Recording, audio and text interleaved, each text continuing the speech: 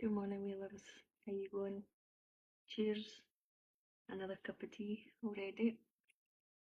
I wanted to talk to you this morning about the Dagman and how I've noticed, and I don't know whether you notice, but for me, I usually bleed then, which I'm almost there, and it usually rains.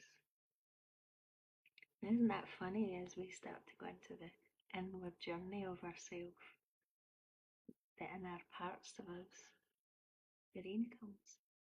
And that's like the reflection of nature showing us that it's alright to curry in, to cuddle in, be still, take care of ourselves, be in the earth, and drink the tea.